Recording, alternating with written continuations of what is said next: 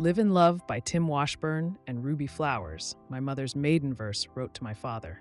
The air was thick with scents he recognized: earth after rain, the sweetness of flowers, the faint bite of winter's chill, cool in the shade, warm in the sun, like the memory of seasons shifting. He knew he had never been here before, yet something about it felt like coming home. Before him stood a figure, the keeper. Their form shifted subtly, a presence that was both young and old, both familiar and elusive.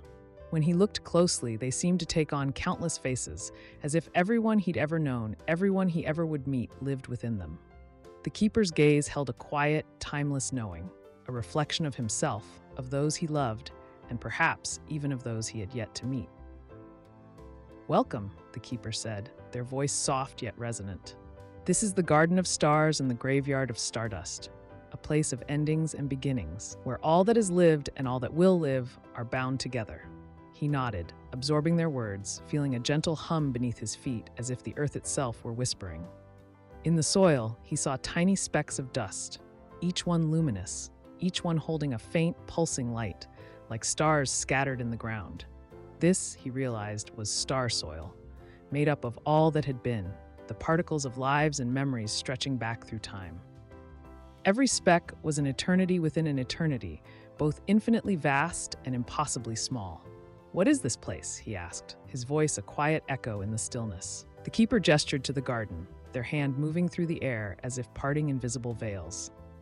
"Each part of this garden holds memories, lives, places you may know, and those you have yet to see. It is a place of transformation, where all that has passed returns in new forms, where love and memory are kept forever in bloom." As he walked, the garden shifted around him. He found himself standing in his grandfather's fields, rich and full, where crops grew in neat rows under the open sky. The scent of warm soil and summer air filled his lungs, bringing him back to childhood days spent with his hands in the dirt, learning the rhythm of planting and harvest. Then, like a wave retreating, the scene transformed, and he was in his father's family garden, vibrant, with vegetables growing tall in the morning light. He felt his father's presence there, a quiet strength woven into the soil, into each growing thing. They walked on, and soon he saw the familiar winding path of Ellerby Creek Trail. The trees arched overhead, their branches forming a canopy that shifted with the seasons, a place that was always changing, yet somehow always the same. He had biked this trail countless times, feeling the pulse of nature around him, its quiet persistence, the way it held him and let him go, again and again. As he walked, memories seemed to come alive around him, each place unfolding like pages in a book he hadn't known he carried. Banner Elk, Shelby, Valdese, Wood, Louisburg. Each place held echoes of those who had come before, those who had been a part of him. The garden revealed their presence gently, as if they were standing just beyond his reach, yet close enough to touch. They came to a quiet clearing, and he felt a presence he hadn't expected. His sister, her face softened by time, her eyes filled with both sorrow and peace. He had felt her loss deeply, the ache of her absence, the way her laughter still lingered in memories and silences. In this garden, though, she felt whole, a part of everything around him, bound by the same star soil that held him, his family, and all he had loved. The keeper watched him with quiet understanding, their gaze as steady as the stars overhead. "When we leave this world," they said, "we do not vanish. We become part of this garden, woven into the star soil, into the endless cycle of growth and rebirth." He felt a pang, a sorrow that was both sharp and soft, a recognition of all that he had lost, and all that remained. "So, nothing is ever really gone?" he asked, looking at the keeper, seeking an answer that could hold all he was feeling. "Nothing is lost," the keeper replied, their voice a gentle murmur, like a river flowing over stones. "Every speck of star soil holds countless lives, memories, eternities within eternities. What has been, what is, what will be. They are all here, bound together in love. The stars may fade, but the love that fills this garden will last forever."